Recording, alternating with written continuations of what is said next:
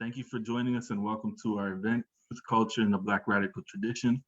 My name is Kevin Edmonds and I teach in the Caribbean Studies program at the University of Toronto. Tonight's event is in collaboration with Caribbean Studies Student Union and one of our community partners, the Caribbean Solidarity Network.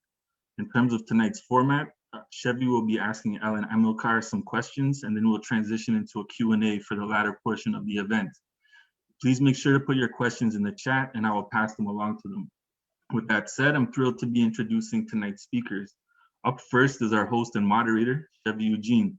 Chevy is a PhD candidate at York University in the Social and Political Thought program. His primary research interests focus on the political economy of reparations in the Caribbean, the role of arts and culture in the development of small state economies, decolonial practice in international human rights law, and the Caribbean and Africa's political and economic relations through reparations discourse. In 2019, Mr. Eugene became the Caribbean ambassador to the Pan-African Council. Currently, he has undertaken a fellowship at the Jack and May Nathanson Center on Transnational Human Rights, Crime and Security at Osgoode Hall Law School at York University and is also an instructor at the University of Toronto's Transitional Year Program. Up next, I'd like to introduce Al Jones. Elle is a spoken word poet, an educator, journalist, and community activist living in African Nova Scotia. She was the 5th Poet Laureate of Halifax. In 2016, Elle was a recipient of the Burnley Rocky Jones Human Rights Award for her community work in prison justice. She's the co-founder of the Black Power Hour, a live radio show with incarcerated people on CKDU that creates space for people inside to share their creative work and discuss contemporary social and political issues. Elle was appointed the Nancy's Chair of Women's Studies at Mount Saint Vincent University for the 2017-2019 term. She is a winner of 2 Atlantic Journalism Gold Awards in 2018 and 2019. Her book of spoken word poetry, Live from the African Resistance, which is right next to where Chevy is on his bookshelf, was published by Roseway Press in 2014. I would like to pay tribute to the many nameless and unrecognized women whose work it makes possible for her to be here today. And rounding out the panel, we have Amilcar Sanatan. Amilcar is an artist, activist, and academic. He is a PhD candidate in cultural studies at the University of the West Indies, St. Augustine campus in Trinidad and Tobago. His research interests include men and masculinities in the Caribbean and Latin America, youth and student development, and cultural geography. He serves as the Trinidad and Tobago representative for the Commonwealth Students Association and is the coordinator of the University of the West Indies Socialist Student Conference. He is also a steering committee member of the Global Student Forum and leads the portfolios for democracy, human rights and solidarity, COVID-19, and racial justice. So with that, I would like to hand it over to Chevy and I will get out of the way. Yes, greetings everyone. Thank you for being here. So I want to start, as Kevin mentioned, by giving the land acknowledgement, right? So as Kevin was saying, as I said, my name is Chevy Eugene, and despite us on the panel spread between Toronto, Halifax, and Port of Spain, I want to acknowledge that we are here today on stolen land. If you have been to other events in the city, Toronto, Canada, you are likely familiar with the names of the Indigenous and First Nations listed in the land acknowledgement. The Huron-Wendat and the Putan First Nation, the Seneca, and most recently, the Mississaugas of the Credit River. You will have heard that this territory is covered by the Dish with One Spoon, Wampun Belt Covenant, an agreement between the Haudenosaunee and the Ojibwa and allied nations. But these acknowledgements speak of the past as if it will all settle, as if the present is not replete with violence and erasure, and as if the future will not in jeopardy because of our collective inability to face our histories. As we acknowledge the Indigenous and the First Nations of this land, we gathered here on as we recognize that this land has been the site of human activity for over 15,000 years. So today I would like to take this moment to ask, what are we doing to build not just Black, but also Indigenous futures here? This is significant for us as Caribbean people organizing here in Toronto. Firstly, as people who have been displaced from their homelands due to histories of enslavement and indentureship, there is a connected and complicated relationship of dispossession and displacement through colonial structures and imperialist ideologies. After all, in many places in the Americas, stolen lands have also needed stolen bodies for labor. And that theft and genocidal violence goes hand in hand. Second, we also asking what our responsibilities are to indigenous people here, as well as those in the Caribbean. Our futures are connected, whether in Canada, Guyana, Dominica, or Belize. What are we doing to repair and build futures together? These are questions that we don't have answers for, but as educators and activists concerned with social transformation, we want to put in the work in the context of solidarity to get here. So thank you very much. This is the land acknowledgement. Thank you, Kevin. Thank you, Caribbean Solidarity Network. Thank you, University of Toronto Caribbean Studies Department. Today, excuse me, I want to welcome Amilcar and Elle to speak on the Black radical tradition and the power of the arts in how we think about Black futures, right? In the Canadian context and the Caribbean context. A lot of those dialogues tend to happen very American-centric, but today's conversation, we want to look at diaspora, but focus more on Canada and the Caribbean. So with that, Elle, Amilcar, you have both written about the failings that traditional political parties have historically had when it comes to engaging with youth. Amilcar, you have stated that voter turnout is low, not because political problems have gone away. It is so because people feel disillusioned and defeated, that the current way of thinking about individuals and profits need to be replaced by the collective and the social. There is pressing need to challenge power, fighting youth disengagement, synchronism during a very bleak time. For example, COVID-19, climate change, increased political and economic marginalization, anti-Black violence from the state, as we have seen publicly, globally, right? Amilcar, in 2017, you said something, that bleak situation, which is likely compounded now. So I'm going to actually reference to one of your poetry pieces. I'm going to give a small quote. My plan was just to reference it, but I feel like I need to read it for the listeners to fully take it in and for you to respond to that, right? So open quotes. The older heads tell us that they fought our right to vote. We tell them we do not feel there is something worth voting for. And I could go on. The older heads tell us that the opportunities are there for the taking. We tell them education empowers, but we cannot be empowered into emptiness. And I could go on. The older head tells us to be builders in the destiny of a nation. We tell them, do not fool us to builders in the destiny of a man. And I could go on. What is it to stop the youth from getting out of control? I could go on, but the fool has never been told, close quotes. So then my question to both Amilcar and Elle, you both work in a number of venues, forums with youth. What have you been hearing, and how would you respond, or how are you responding to this kind of sentiment, the sentiment of the detachment of young people from political activities, right? And can you tell us a bit about that? And what is the role of art and culture in politicizing the youth? So I'll actually direct that question now for both of you, but Amilcar, if you could start, you could respond first to it, and then you could follow.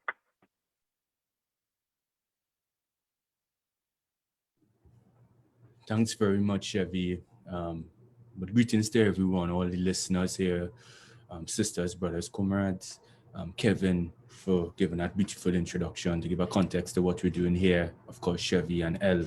I'm so happy to have this type of transnational dialogue, but in the framework of the Caribbean and the Americas. Yeah, this is nothing different from what we do, but also have to do in the type of analysis that we would have. And to answer your question, it's quite interesting. That wouldn't be one of my poems. I hope that's not one of my poems. That was actually the contents of a speech I delivered on the party conference floor in the Labour Party at St. Lucia in 2017. And it's interesting, at that time where the party would have had its conference of delegates, at the same time Derek Walcott would have died and the country was in a national mourning. And just seeing young people in a political environment reading the poetry of one of their laureates to discuss the role of love in our lives, the idea of imagination, to challenge the do nothing for locals tourism was very important to see. But when we engage young people around the political issue, I think there's an issue of proximity to power.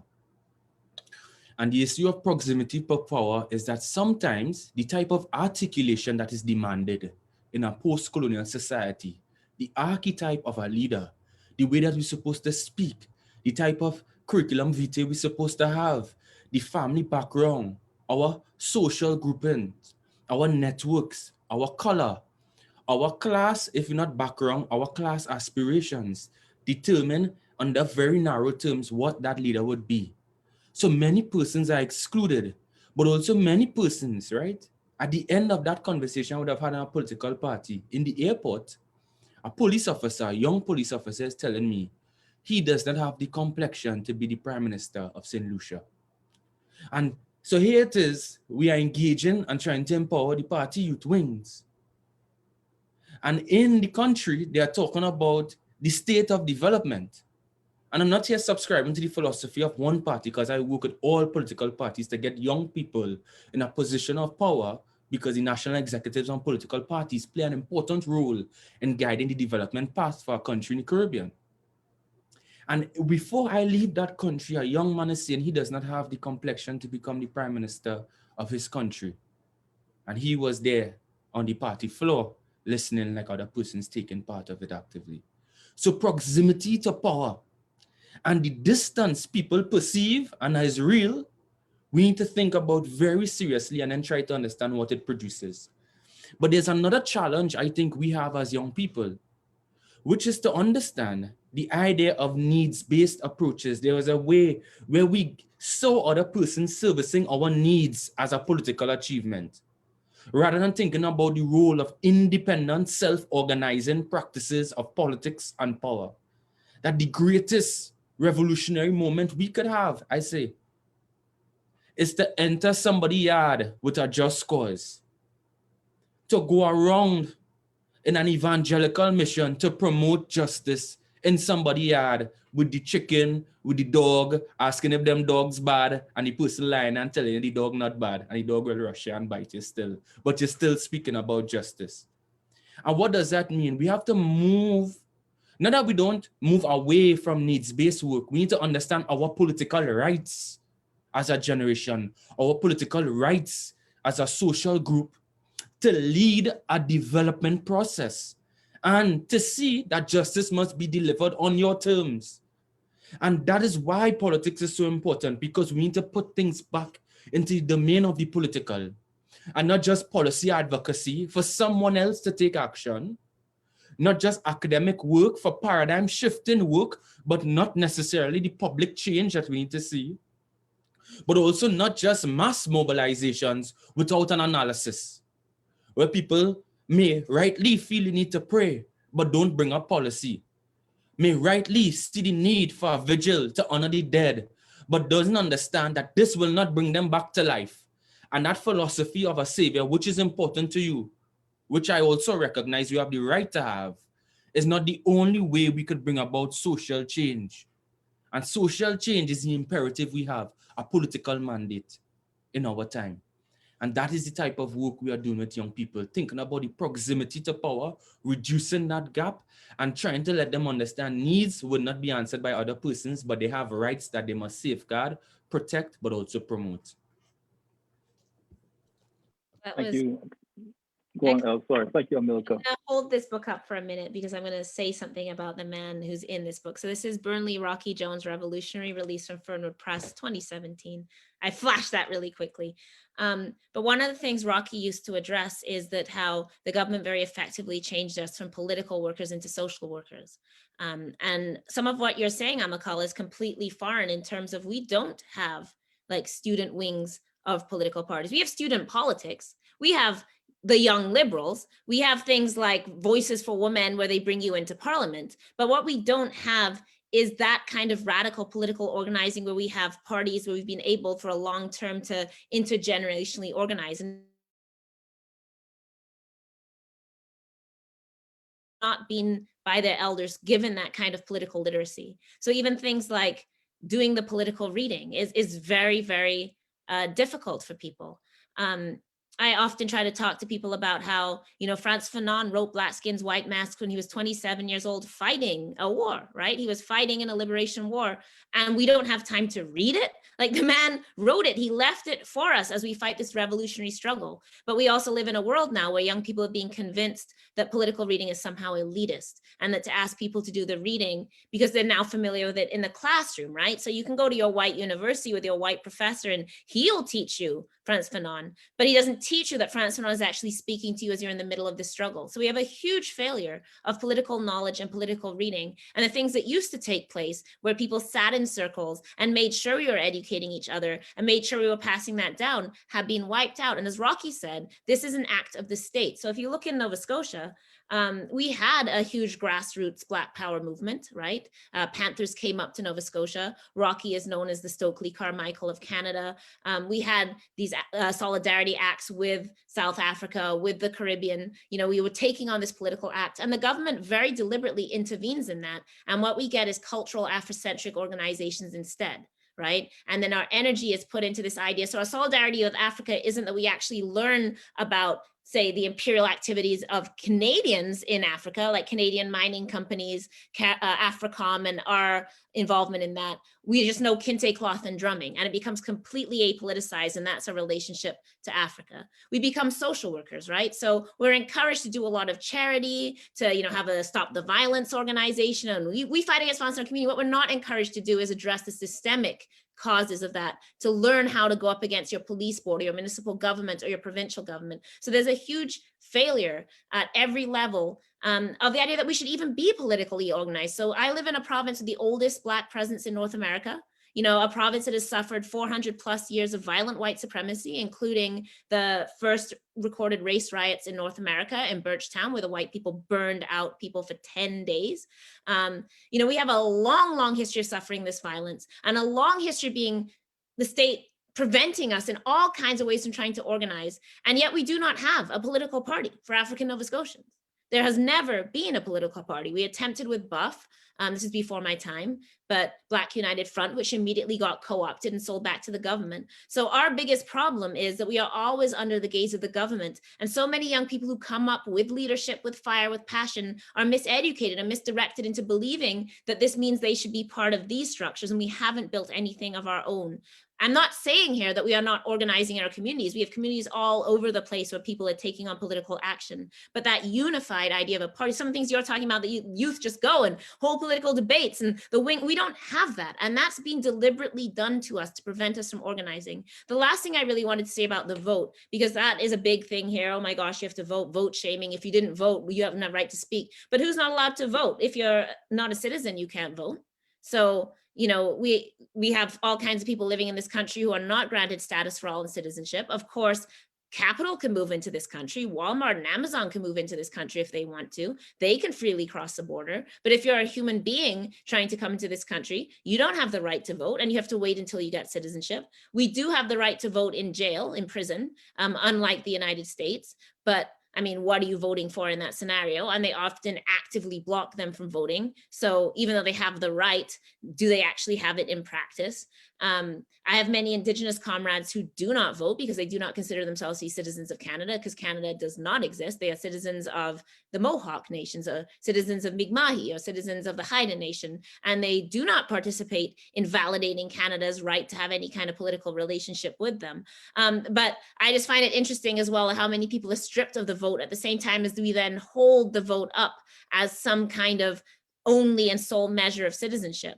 And as it said in the speech, what is there to vote for? Am I supposed to be inspired by Kamala Harris dropping bombs on people? Like, is that supposed to encourage me as a Black woman towards politics? Like, we live in an age of nihilism because we have neglected to give people the actual tools. And that does not mean that young people aren't politically engaged. Ask young people about the environmental movement and pipelines. Ask young people if they're out at the river defending the water. Ask young people if they marched for Black Lives Matter. Ask young people if they're interested in all kinds of politics, the prison system, the policing system. They are interested in this. But when you watch our politicians, they don't even talk about war, right? We didn't have a single word about the military, defunding the military, war, Canadian imperialism in a single political debate. So to echo that, well, what do we want them to be active for and on whose behalf when we're not even trained to be active for ourselves? We have to, if we can't even organize a tenancy organization to stop ourselves from being evicted, why are we worried about voting for whatever white man's going to be the next leader, right? So I'm not against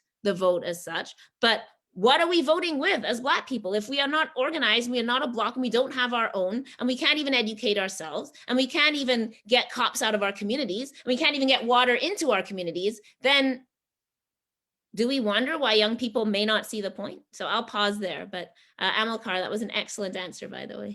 So. Thank you, Ellen Amilcar. I want to say thank you for diagnosing the situation, right, in setting the template or establishing what exists today, right? So thank you for answering the first part of the question. So now as to creatives, right? And El, you mentioned in regards to, and also echoing the poem, like what are we voting for? Are we voting for just a man? And even the notion of just saying a man in itself says a lot, right? When you think about the gender dynamics. But what I want to ask, based on your background and being creative, what role do you see the arts playing, whether you're politicizing youth or thinking differently or thinking of new possibilities in being politicized around what are we voting for, right? So, El, you could probably start with the answer, and Amilcar, you could follow. That's fine. I don't think I've ever engaged with youth in a conversation about voting because, again, I don't think that, I also don't think Canada exists, you know, so so-called Canada, I don't know. I mean, that is not a priority of mine to engage in what Ronaldo Walcott has called white people rioting, right? Which is like the ballot box in Canada. He calls elections white people riots. I just don't think that's a priority. Now, I think engaging with like our municipal government and police boards are, because that's policing and that's where the police budget comes from. I think engaging on a local level is extremely important. And part of the problem is, of course, we get bound up in federal politics and we forget that so much of the politics that affects us is not the celebrity level politics. It's like, yeah, who is actually doing our municipal budget? That's where policing lives. And one of the shifts from defunding has had to be people realizing this and going back and realizing we have to go line through like our police municipal budget and look at what we're spending and shifting our focus on what we're told on the news, which is always about federal politics, into really understanding we need to be paying attention to City Hall. So there's been those kind of shifts is trying to get us to understand that the reason why they can steal the water in your community is because of municipal politics, and we need to go back there.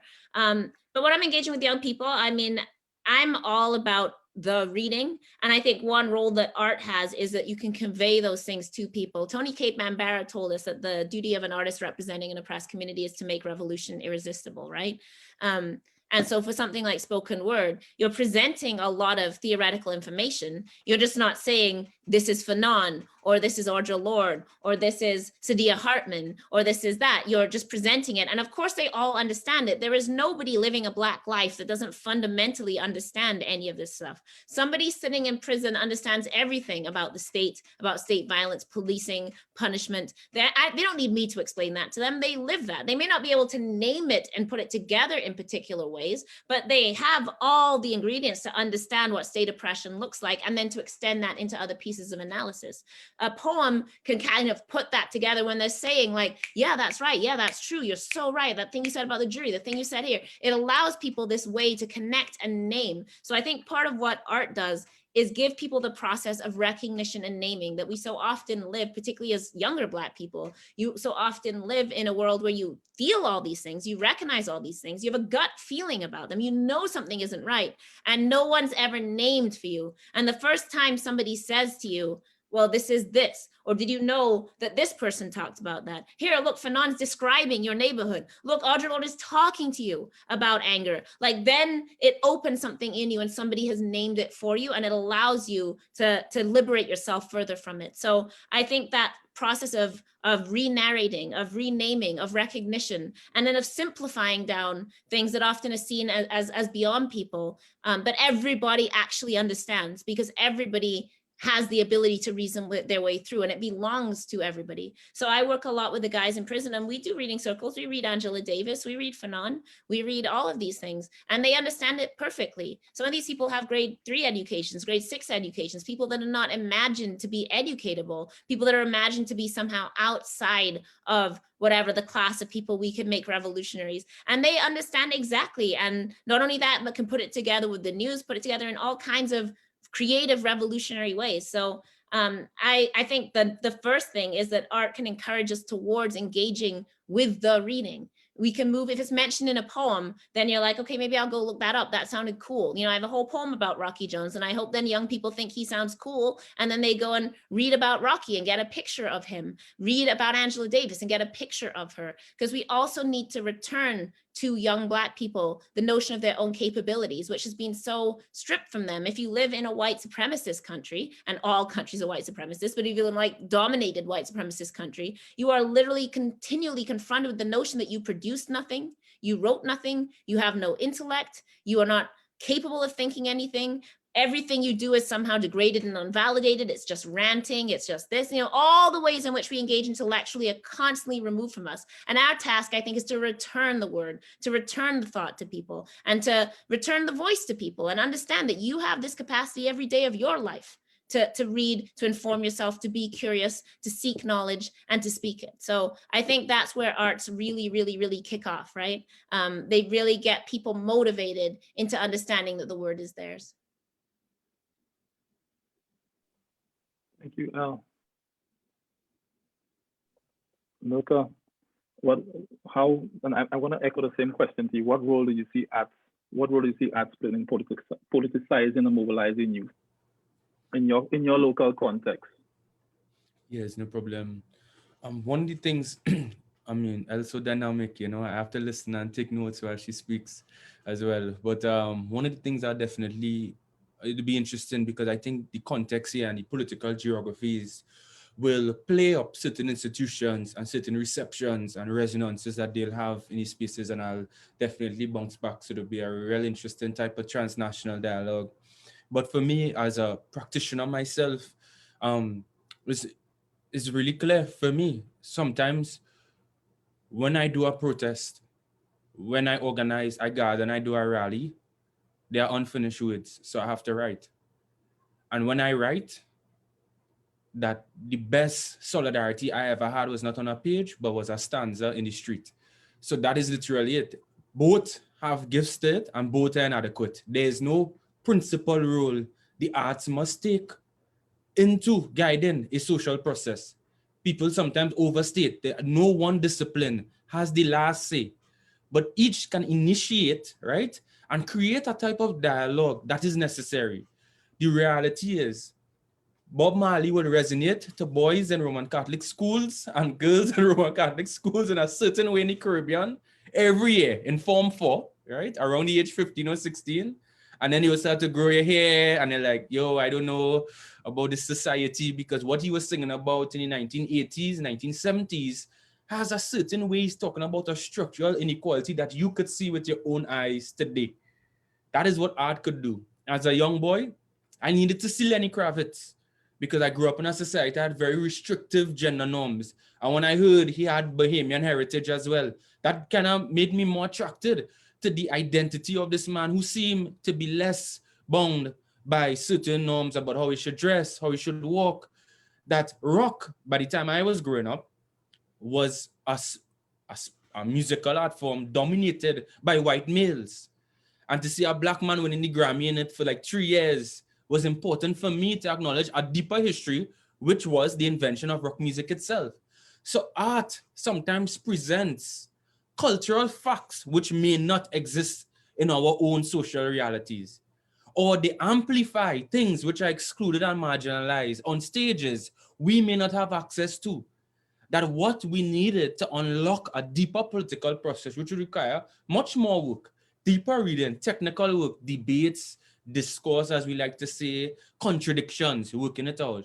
Art could sometimes attend to the knowledge of feeling and not just rationality, which we sometimes overemphasize, especially in our Western Cartesian kind of dualism, privileging one type of knowledge over the other. But I think both are required. I think the body is important. I think the mind is important. And I think feeling, right, is also important.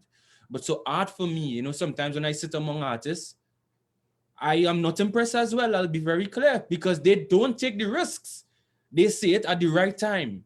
They also have a gift with words where people give them attention they will not give to anyone else, not even a politician sometimes. And therefore that artist may exercise a certain type of spatial privilege in the moments in which an artist speaks, that we turn to them for an expert opinion, and they may not even go through the rigor of feeling, but even intellectual rigor, as others have to do in other spaces. So I think there's a modesty and a humility we all bring to it. And like Elle and you, Chevy, this is my tribe, people who understand that we moonwalk on the spectrum. And have a time when we work on the metaphor and the stanzas, and there other time where you hush your mouth, you're doing your slogan, and you have your marker and your Bristol board, and you're in the streets in front of a parliament. Everything has a place and a time. And I really hope that the only way we could achieve this is not about doing an intellectual or abstract debate. What is art? Artists engagé or disengage? I don't think that is viable. People have their own calling and capacities in life and their own interests as human beings. And I respect that. That is one thing about revolutionary work or real political work. We don't impose people.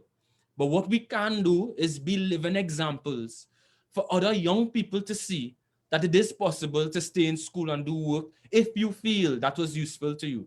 And they ask you what was school for?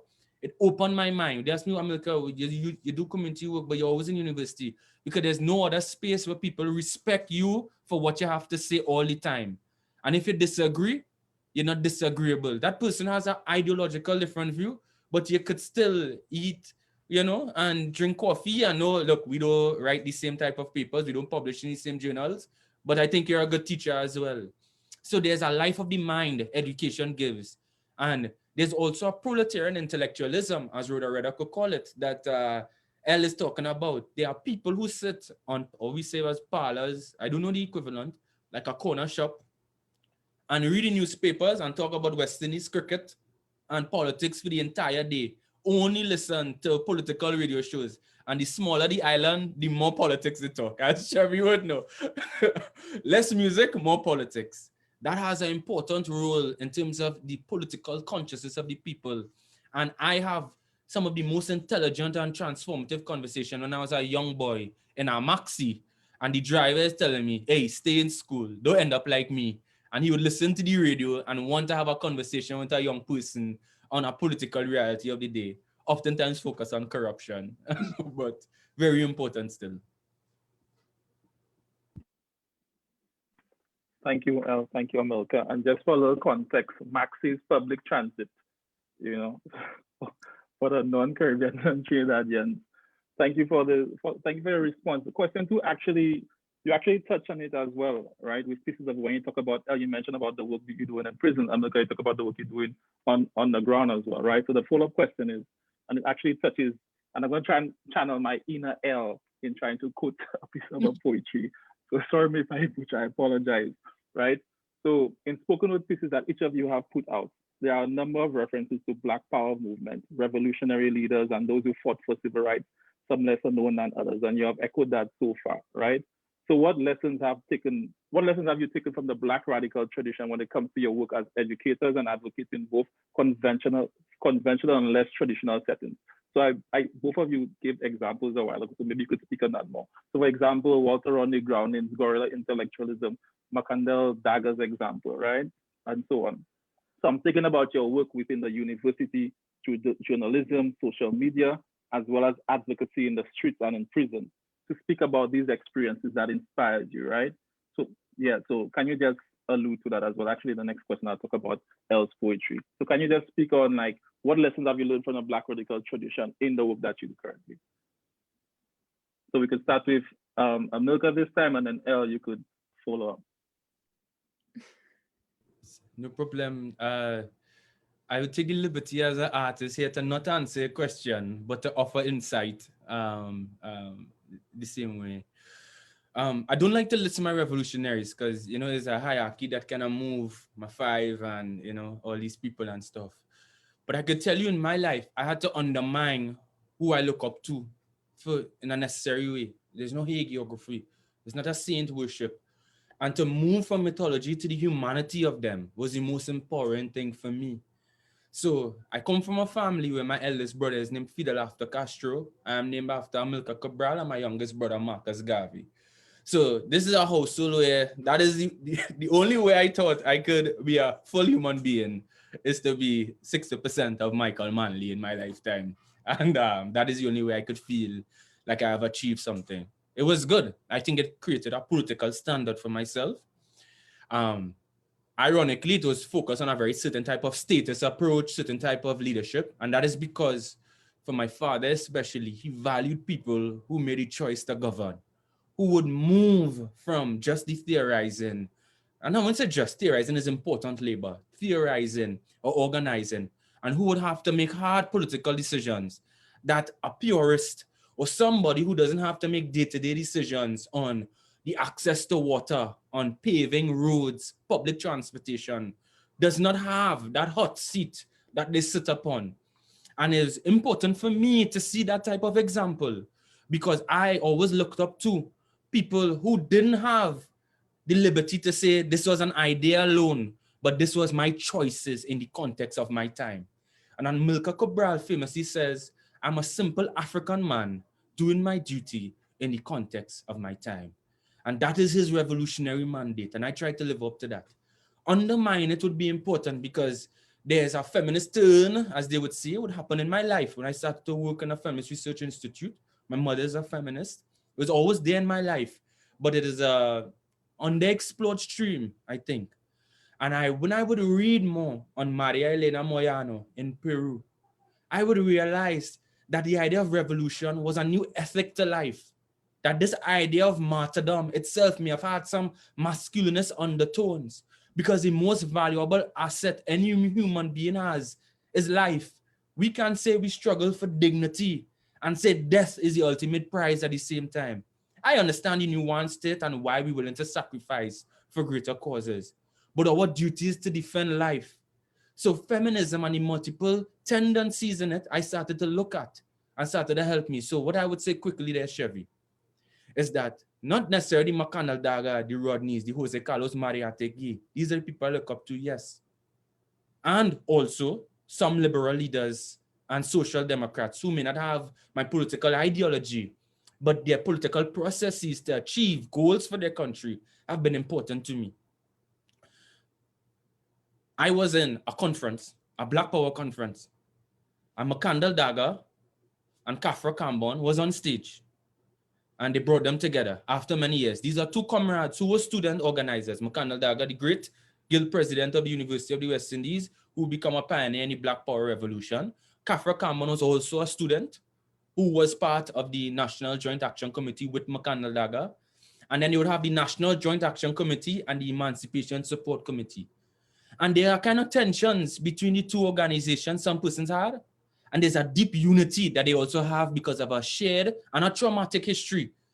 And the social changes that they brought, the cultural changes and the political changes that enables someone like me to be on television, to organize, to teach within a university, to attend university, to look the way I do, and still feel I have a chance in my society. I owe that to what Black Power did for men and women.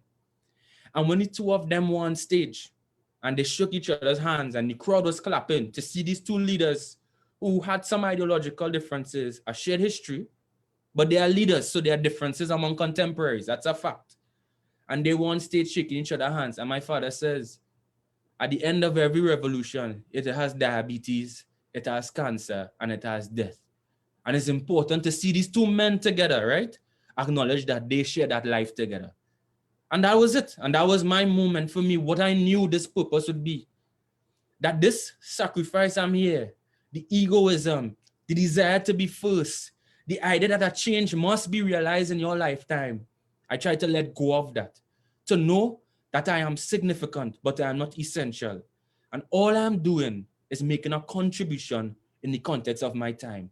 And I hope when we look up to leaders, that is what we see, that they are imperfect people making a contribution, gave up the best years of their youth oftentimes, the best years of their youth to people and causes in the context of their time. That was their contribution. And I think that is what I look up to, contributions and movements and how people live life with the fullest integrity. I'm thinking of how people may remember Kanye West when he was running for president briefly, when he said that Harriet Tubman didn't do anything but free Black people to work for white people. I don't know if people remember this.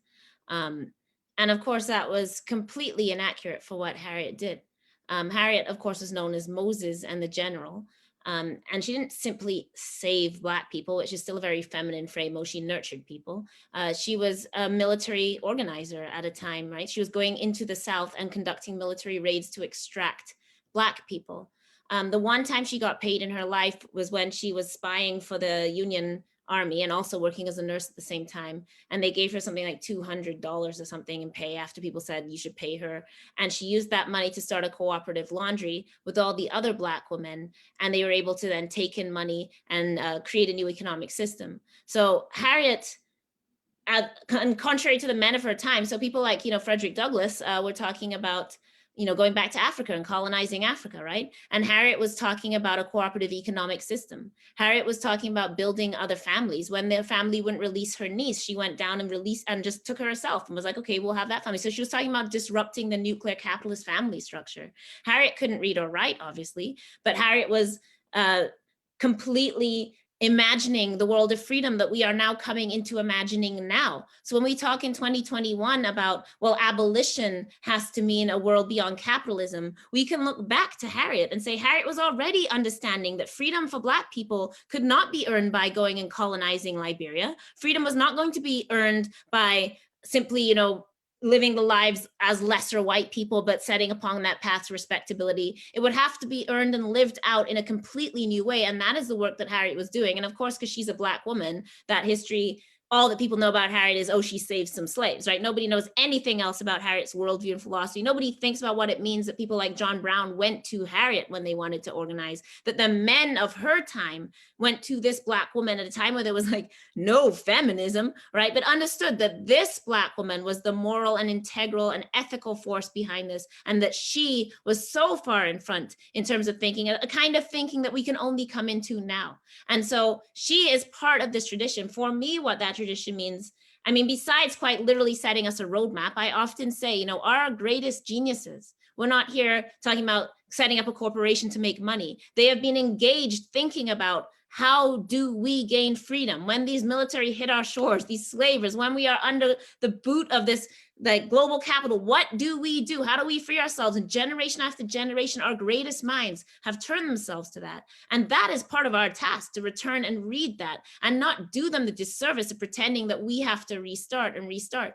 I think about the Montgomery bus boycotts. And of course, everybody knows Martin Luther King from there. And of course, Rosa Parks, which is always a mistold story as well. But nobody knows the story. Like, how did they know to boycott the buses on Monday? The answer is they announced it on Sunday. You know how they announced it? Because there was a Black woman who worked in the university department who knew how to work the mimeograph machine, and along with 2 students went for 48 hours and cranked out leaflets so that on Sunday morning they could tell everybody, we ain't taking the bus. That is a revolutionary action, and that is the work that Black women have done. So when we look at these histories, as Amilcar also said, it's really important to veer away from the notion that they were great people that we cannot reproduce. That is, of course, what has happened with MLK, right? That don't bother trying to do what MLK did, because he had so much charisma, he was such a special person that you can't do that. We don't even know what he did.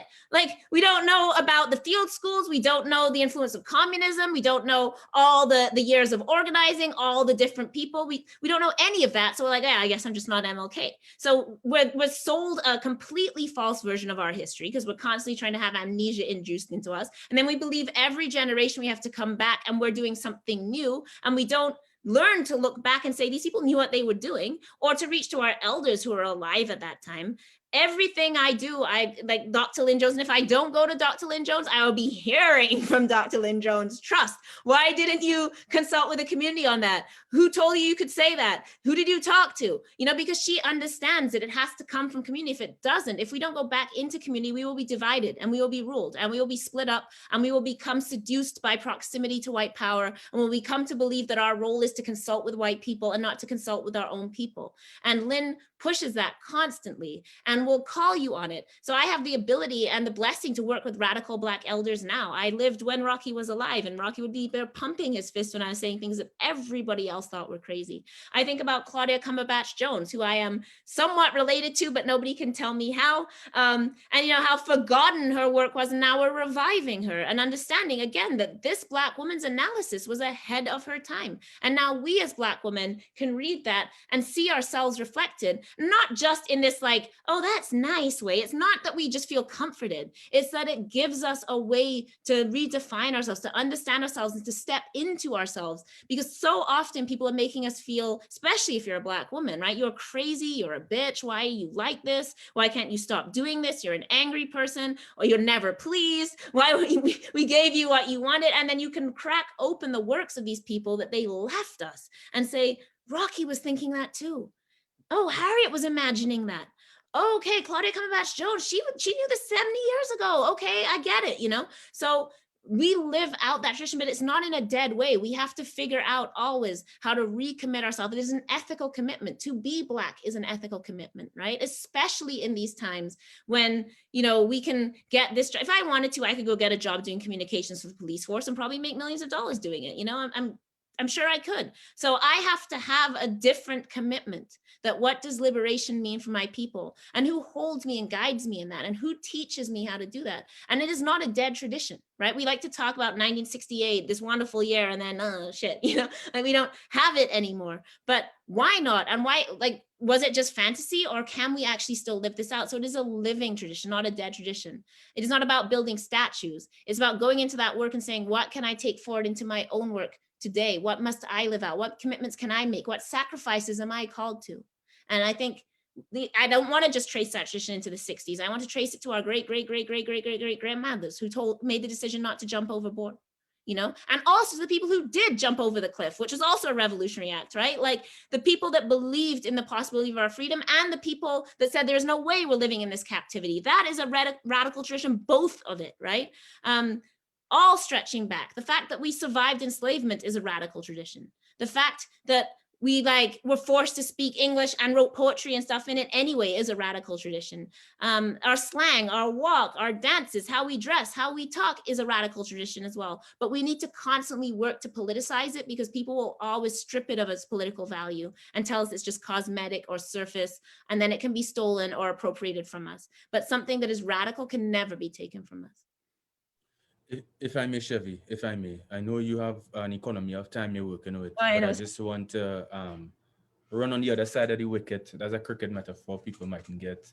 But I'm so happy, Claudia Jones, that is a perfect example of and this is obviously an expression of national pride, of a selective revival, and in narrow terms in which one could be read in a contemporary moment. And Susan Craig, a sociologist from Tobago, and she was a Caribbean sociologist and a profound one who really helped develop the discipline of sociology, said, in conversation, she said, Amilcar, if you don't have historical sense, you'll never have contemporary sense. And that it was a very kind of Trini issue. If you don't have historical sense, you'll never have contemporary sense. You'll never be able to have that ethnographic presence to your political reality. Claudia Jones, and people like to narrow what a Black tradition is, or a Black radical one, also did the African and Asian Solidarity Organization. She wasn't just looking at Marxism and thinking about gender, and was a journalist with the West Indian Gazette and helped organize a carnival. But also people like to read her as this transnational worker. Okay, but it's her type of transnational working. When she was in the United States, she was real bad. That means good in the Caribbean. She was really good at what she did, organizing persons in the United States in their liberation struggle. When she went to the UK, what did she do? Think about the United States or think about Trinidad? Yes, but she was organizing people in the UK with their liberation struggle.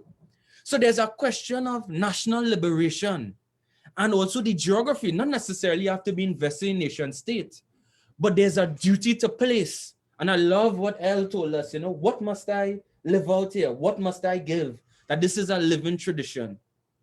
But there's a type of place-based political work the best of our leaders have done. They haven't just thought about it.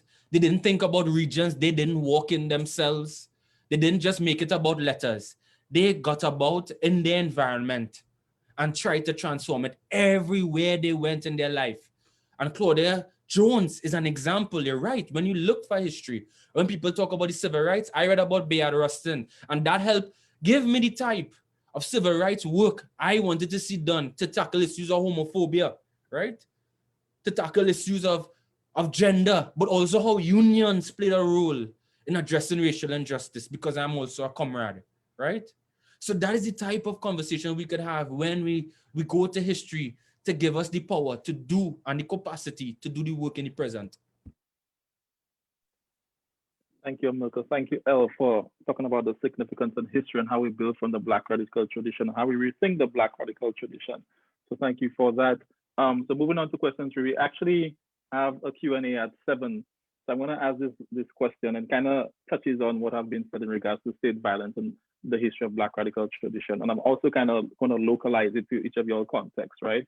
So you both deal in different places in Port of Spain and in Halifax. But there are still places where police violence had a tremendous impact historically, right? Last summer, we saw uprising of the ghetto youth in places like Laventille due to the police killings of 3 unarmed black men, Noel Diamond, Joel Jacobs, and Israel Clinton. And Eastern Canada now, we lost Regis Koczynski Packet and Chantal Moore, both died after police were called to wellness checks on them, followed by the tragic shooting of Rodney Levi. Elle, at one of the protests, you commemorated the victims who had been killed by police. You had written, and this is why I'm trying to channel my inner Elle. So Elle, I apologize if I butcher it a little. And the cops can go on trial, but we all know that it is a travesty. Same with the inquiries or all the fake apologies. Until we start to rise up, then they say we should go peacefully. Let me tell you about the frequency. Black bodies dying ceaselessly, and forget about their prison where it all takes place in secrecy. They call upon protesters for non-violence while they target us repeatedly, right? Can't find money for a pandemic, but get the military in immediately. You know, it's happened recently. They even lynch us legally. And we stand on the streets and keep asking, where is your decency? Close quote. So Elle, I wanted to ask you about the role of the police in a colonized territory like Canada in upholding the status quo of white supremacy, which you have always laid out so well. What are some of the movements, and it kind of connects to the conversation we were talking, the response you just gave in regards to the significance of history and understanding the contemporary, right?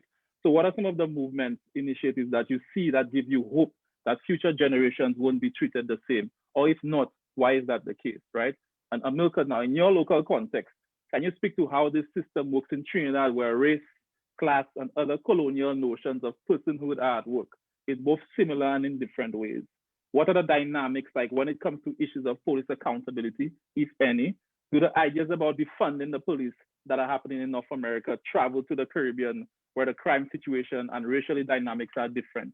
What is an alternative that you see which can catch on? So Elle, you could go on, and Amilcar can follow. Well, first, just to bring some Trini credentials into this chat, my grandfather was actually a calypso artist, Chinese Patrick Jones.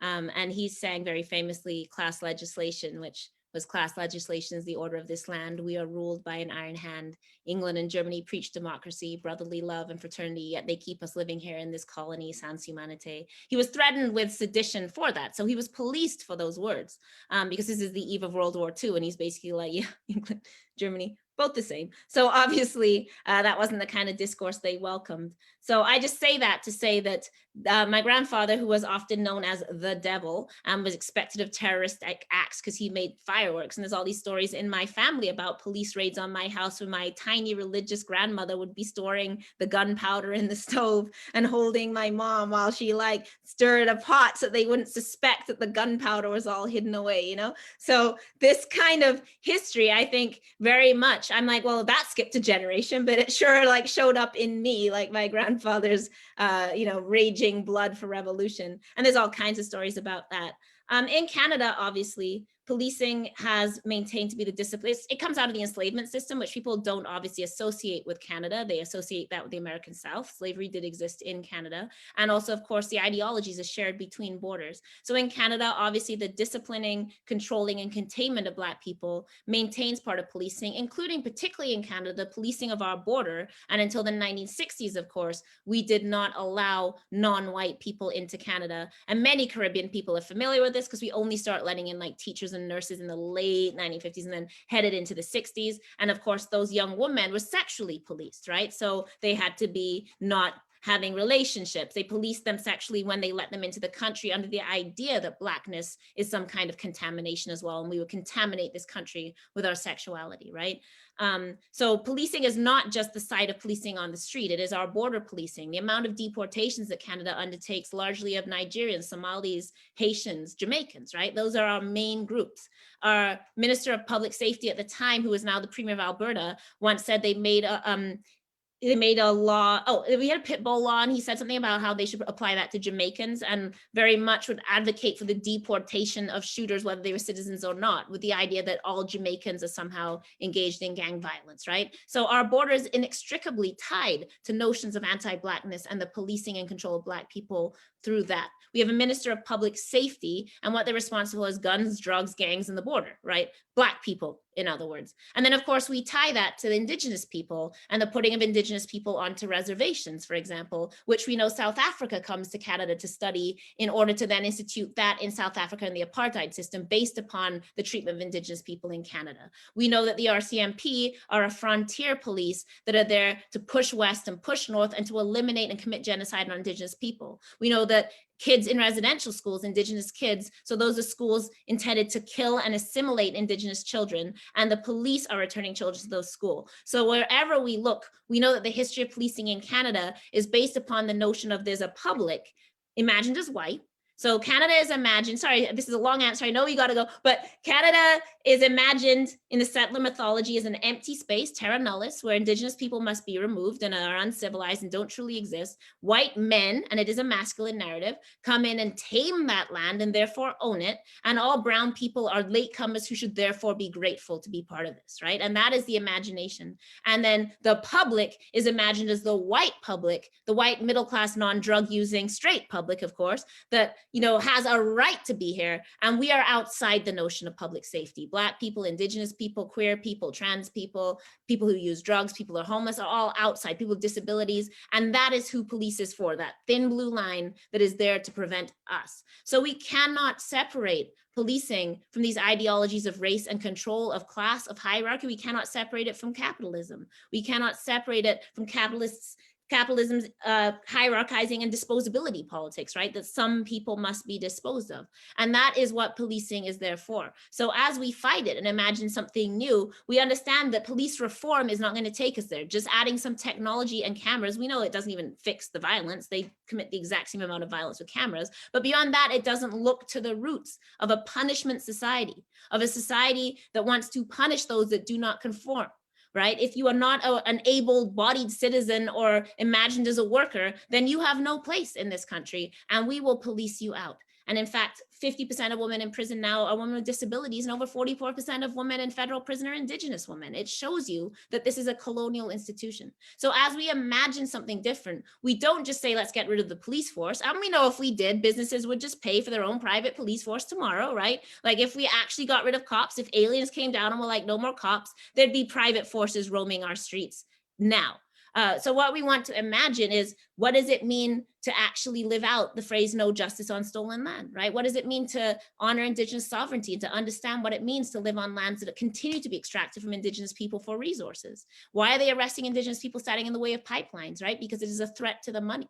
We have to ask about the environment and what that means for us and our consumption patterns and how that feeds into the idea of who does not belong. We have to ask ourselves about how we deal with conflict, what we value, what we continue safety. Why I live in like one of the richest countries in the world that has a homelessness crisis and an overdose crisis and a drug use crisis and an opioid crisis. How do these things exist in this country? And abolition isn't just saying no more prisons and no more police. We know if they fell, we ain't ready and we wouldn't be able to do anything. But it's about thinking what leads up to that punishment.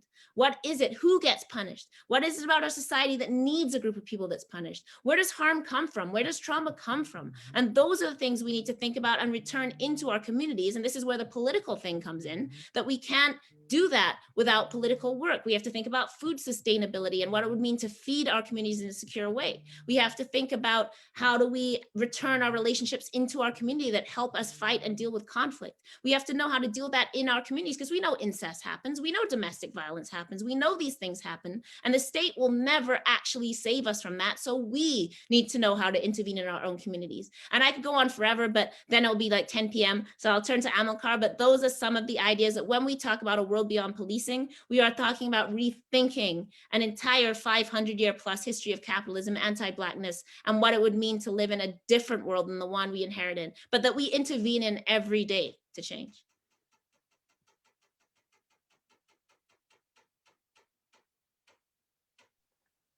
Thank you, El. Amilcar, feel free to carry on with the baton. There's no problem, Chevy. Thank you so much, El, for explaining that context as well.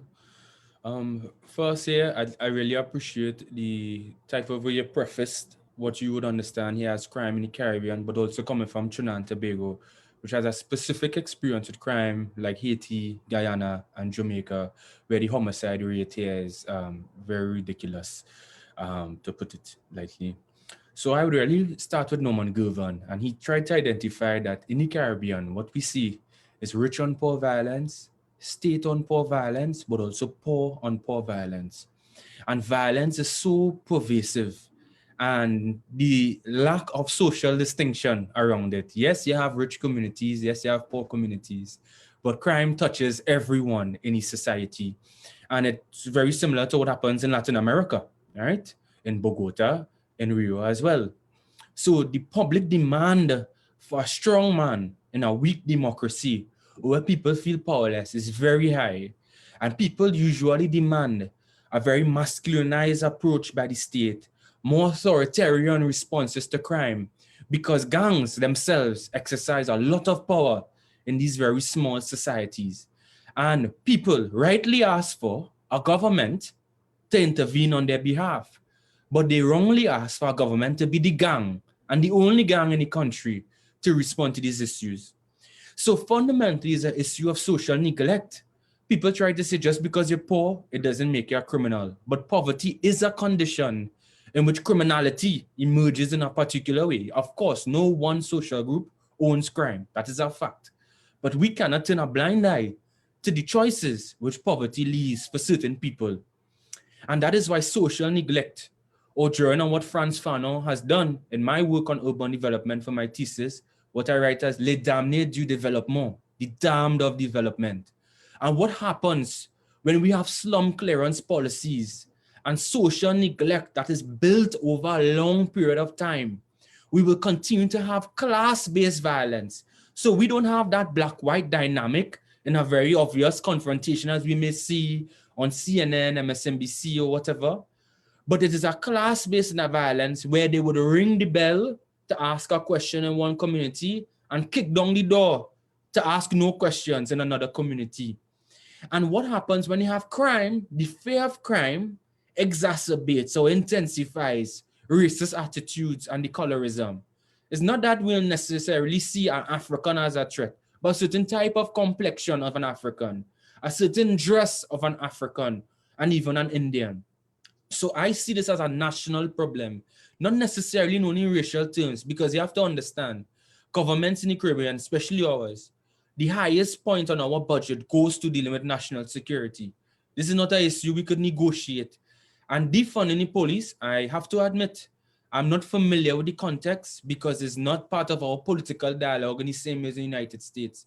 But during the Black Lives Matter last year, I took the opportunity to read on it, but more from a sociological perspective. So please correct me where I'm wrong or I may misunderstand. I just had to read what journals said about defunding the police. But from what I gathered, I agree with the point of accountability is about reordering the way we have public spending and the types of priorities rather than militarization, We could look at the social sector. And the underdevelopment of the social sector has led to a lot of criminological issues that we have in the Caribbean. And Trinidad is a good example. When we had an economic boom in the country, we also saw a corresponding increase in crime. And that helped answer the idea that is the only reason we have crime is because we have bad economic conditions. Because when we had money and we deregulate the market and everybody could have more foreign used cars from Japan, right?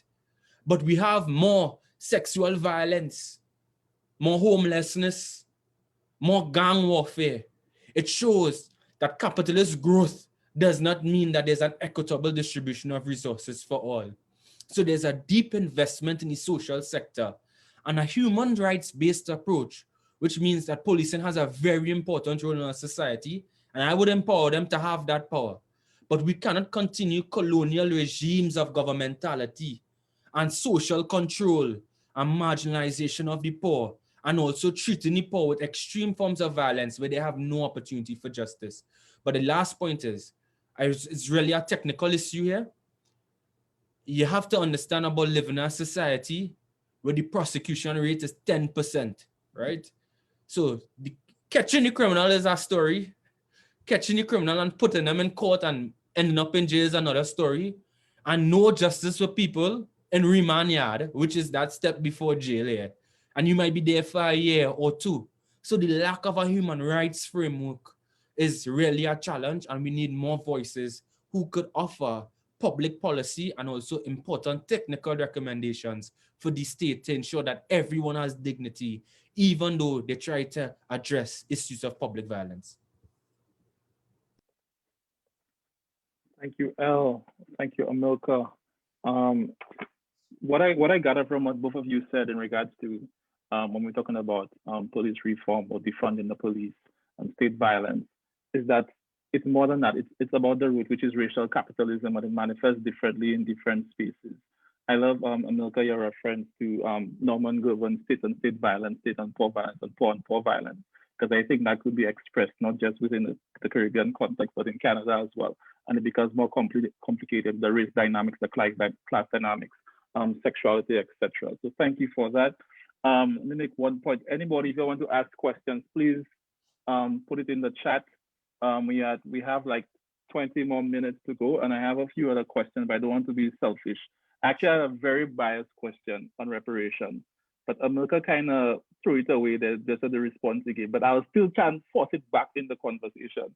So I'm looking for data for my dissertation. So, and I'd love to hear your opinion. So my question, El, you are located in Halifax, and as you know, where it has been debated that is the space of origins of Black Canada and such. Also a central part in Canada's discourse on reparations for transatlantic slavery.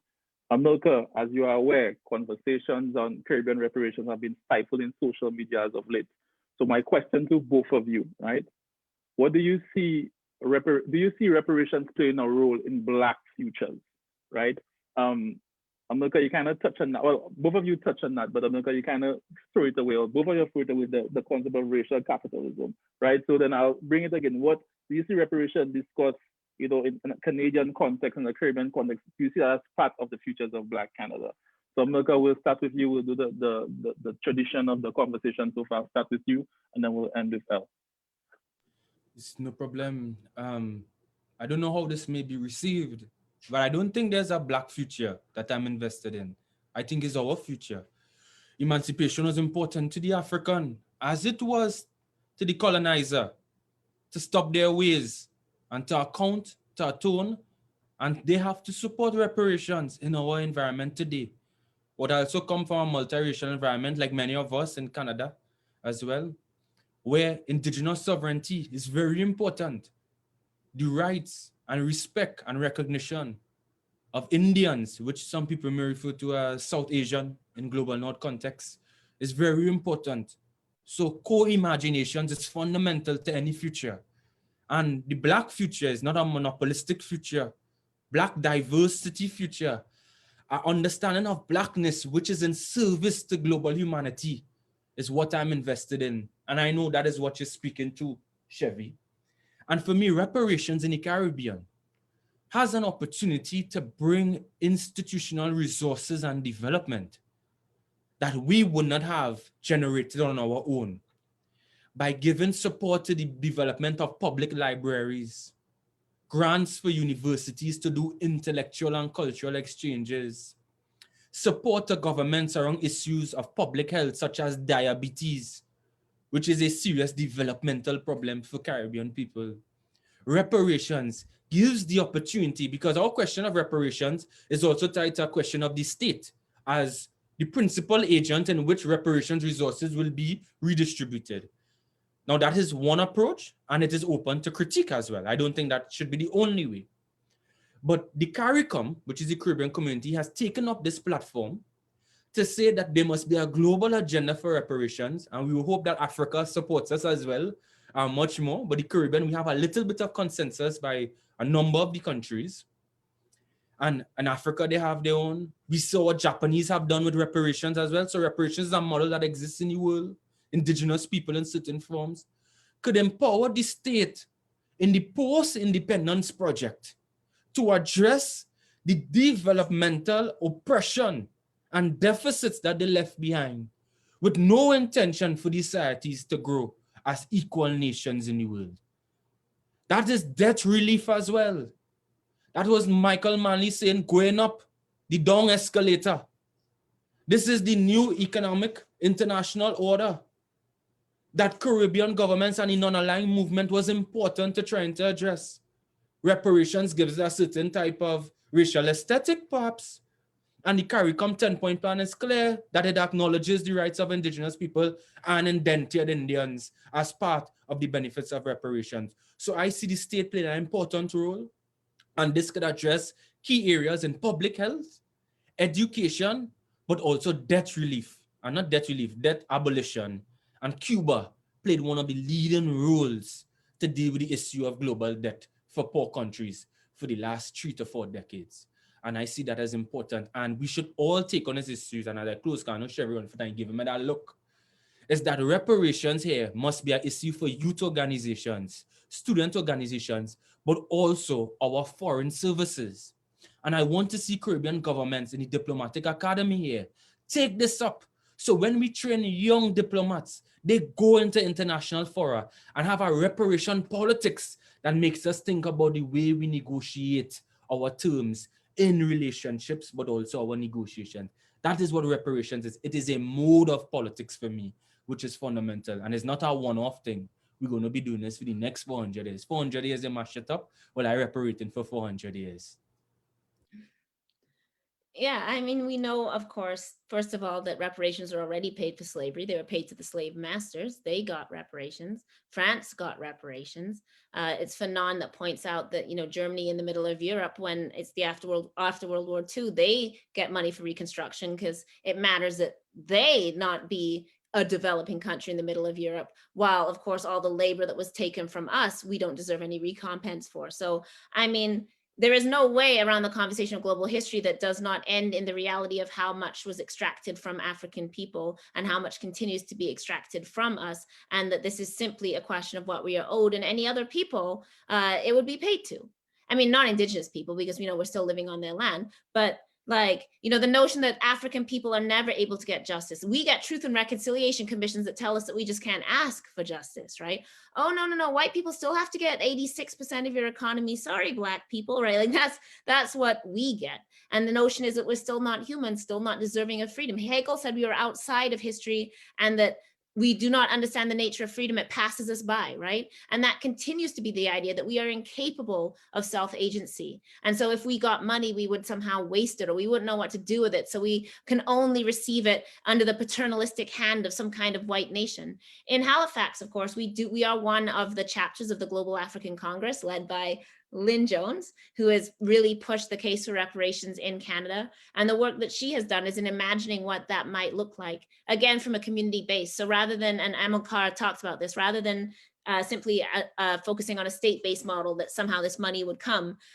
So she holds meetings and we talk about with the community, like what would you want reparations in the form of, and not just money. People will talk about things like spiritual space, or like, you know, the ability to raise children, or we want, you know, our church restored, or whatever it is. So it's in people's own words without having to feel like they need to have this theoretical intellectual understanding of reparations, like they need to have read 100 texts. Just what do you think reparations, and the many different forms that people discuss reparations in, which are monetary, but also about community, also about spirituality, about generational, right? Like thinking through. So that work is actually really important. It's being done by our chapter of the Global African Congress, led by Lynn Jones. So if you want more on this question, you should really speak to Lynn Jones about what reparations would look like in Halifax. But an example of how often we don't get is Africville, of course, the community that was destroyed by the city in the 1960s. So this was a Black community on the shores of the Bedford Basin. The city destroyed it, destroyed the church during the night, put people in garbage trucks and truck them out to the slums. Not only, of course, destroying people's housing, but destroying the community structure, destroying the history, the stories, the generations of trauma, displacement, and of course, criminalization, poverty, and all the things that come along with that, drug addiction, everything like that. And then when they gave us an apology in 2010, when they gave that to community, they gave an apology and they built a fake church that's a museum. And they considered this fake museum church to be reparations, but not giving back the land, not giving equivalent land, not putting money into a housing fund so Black people could access safe housing. Those are the things that we actually need to think about, right? So we began by talking about art, and Amilcar also talked about the need for creative political thinking. And I think reparations is an example of that, right? That it is not going to be one model. It's not just going to be a lump sum payment that, you know, England's going to give us money. We have to think about, you know, what would it actually look like? How do we use it? How does the whole community deal with it? What would it look like? How do we have the structures yet in our communities to know how we want to deal with mutual funding? And how we're working on that now, right? Mutual funding has become a big deal. It came up a lot through this summer, right? Along with Black Lives Matter. We ended up with a $300,000 Canadian fund because people just started donating. And it initially started as a COVID fund just to provide basic relief, and then exploded through the summer. And we had to think about, now we have this completely unexpected pot of money. We were looking for like $10,000. We ended up with 300,000. And now we have to figure out how to distribute it. You know, like, what are we going to do with it? How are we going to get it equally across the province? How are we going to make fair decisions? And we were in that position now of managing this money for our community, but making sure it was getting to our community for them to manage, that we weren't going to make the decisions. So we had to come up with a model of, how do we get it out across the province? How do we make sure it's fair? And that took us like almost a year that we, you know, had to now have this conversation about these finances. And this is the kind of reparations work, right? So it's not going to be state to state. It has to be us to us. And how are we going to work with that to bring us the future that we want? So it's a very creative conversation. I think it's just, yeah, it's going to take all kinds of different ways of thinking. Thank you, Elle. Thank you, Amilcar. And it's interesting to hear from different contexts. We actually have a question, but the question is geared towards Elle in something that Amilcar mentioned. Amilcar mentioned about that co-leadership piece, that co-leadership imagination in thinking of reparatory justice, right? In thinking about Black futures, right? And the Black futures he referenced was more about thinking of it in relation to Indigenous people, Indo-Caribbean people, in moving forward from some form of liberation. I'm just watching Amilcar's expression to make sure I'm getting what he said correctly. So then Ren Annan is asking Elle's opinion on Amilcar's on what Amilcar said in regards to that Black people are kind of responsible for that global community service. If that makes sense.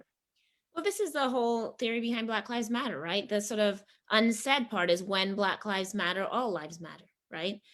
Any future built that Black people want to live in is a future that will benefit everybody. If we address capitalism, we are also doing that on behalf of poor white people. It's not only Black people in the prison system or only Indigenous people. People living in poverty in that system, people with disabilities are in that system. And we are fighting for them too, because we're not just saying let Black people out of prison, we're saying no, this punishment system should not exist. And of course, we may catch the biggest lash, but we know that other people catch that lash as well. So part of Black advocacy is always that we talk about ourselves in that, because our lives are the ones, we have never been the human beings. And when we achieve humanity, the steps that it takes for us to achieve that will bring everybody else along with us, right? There is no way to imagine this future that will not also be beneficial to everybody else, right? If we are talking about distributing an economy, we mean for everybody. We don't mean Black people will now just live in, like, we're not looking for South Africa, right? Where now you just have another class of rich billionaire Black people shooting miners themselves. That's not what we're looking for. That's not the future we're imagining. We're imagining the future where the Marikana miners own the mine and are able to earn a living wage. And then that mine hopefully can close because it's not environmentally sustainable, but the people can work somewhere else, right? Like that is, and that's obviously a long-term thing. I'm not trying to reproduce as a Black person a white hierarchy and just place Black people there. That's what we have right now. Some Black faces in high places, right? And we're told that that's, but did Obama bring liberation to Black people? Obama was the most powerful man in the world. He did not bring liberation to Black people. He bombed African countries. You know, he maintained war. He maintained Guantanamo. The wealth gap continued. Prison continued, you know, and that's because he's one man. He wasn't president of Black socialist wing. He was president of the United States, right? But we understand that that is not what we imagine when we talk about this. So yes, I believe, for example, that Black people cannot talk about justice without talking about that beside Indigenous people. We literally say no justice on stolen land, right? That we cannot begin to be like, let's create this system if it is not in the hands of Indigenous people whose territory this is. And what that's going to mean is going to have to be worked out between Black and Indigenous people, because part of living in a settler society, of course, is that we always arrange ourselves under the gaze of settlerism. So Black people exist in relation to white people, Indigenous people exist in relation to white people, and we so rarely envision ourselves as existing in relationship to each other outside of that. So those are conversations we need to have. Newcomers need to talk to Indigenous people in their territory and think about what it means to come into this territory and what would that mean?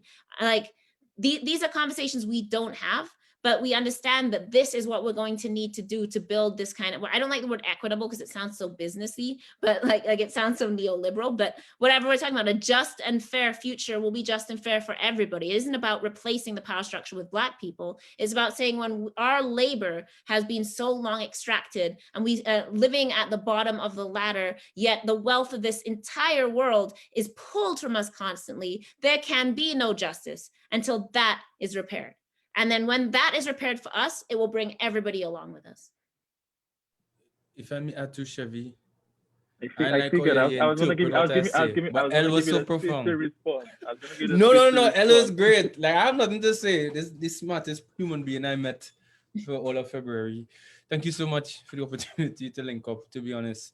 And honestly, this is something that was interesting. During Black Lives Matter, remember, there is resonance in different geographies. How I speak in a Canadian audience is different, and its resonance will be different from a St. Lucian one, will be different from a Scottish one. That is a reality, and how we resonate. And one of the things I think it was C.L.I. James on Du Bois, I hope I'm not picking it up. He said the reason why Du Bois was so bright is because he lived in another country but the United States, you know? So he went beyond his borders. And in my head, like, Elle, the reason she's so cool is because she lives in many countries and she have Caribbean roots as well. But Black Lives Matter was an important moment, even for me as well. You know, we understand Blackness on certain terms. And I try to explain to people, you are othered here in the Caribbean for your sexuality, for your color, the type of school you went as well. And people might not understand your high school. We have few universities. So the scarce post-colonial resource is going to a secondary school.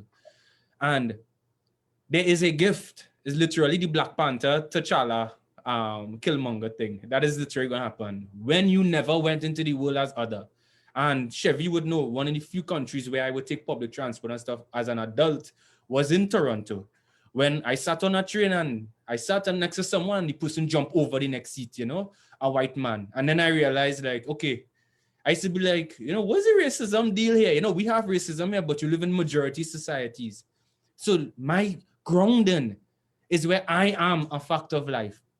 My prime minister looks like me, and like Caribbean people, the minister in government is your cousin or your neighbor or your auntie knew them. I also come from a small place. In a small place, your proximity to power might be a little bit closer.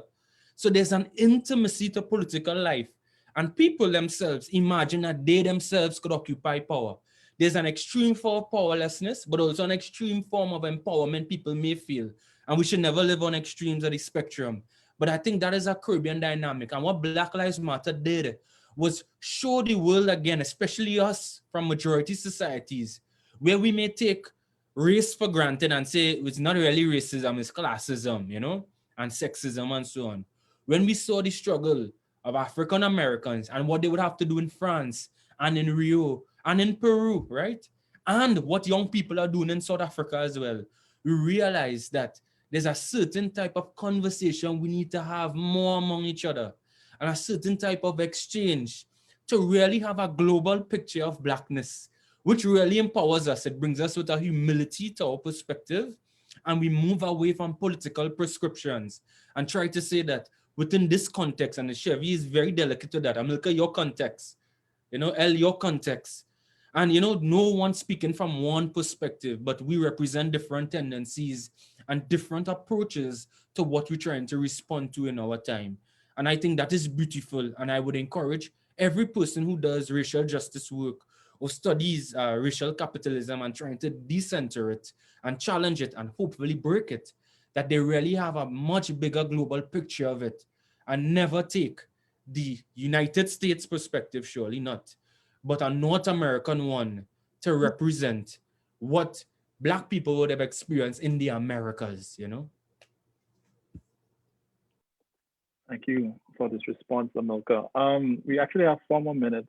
I have 2 more questions. I'm going to ask one, right? And Amilcar, you touched on that in regards to understanding Blackness across the diaspora, not necessarily in the Americas, but what does Blackness look like in Germany compared to England, and across the continent of Africa, and particularly where you are that part of that majority, right? So the question I want to ask is, how do we think, and if you could answer like in 1 minute, like it's just thinking about something for us to walk away with, right? With Black Lives Matter, the global movement of Black Lives Matter, or the Black Lives Matter or the movement of Black Lives, we saw how people were mobilizing and trying to confront anti-Black systemic racism, right?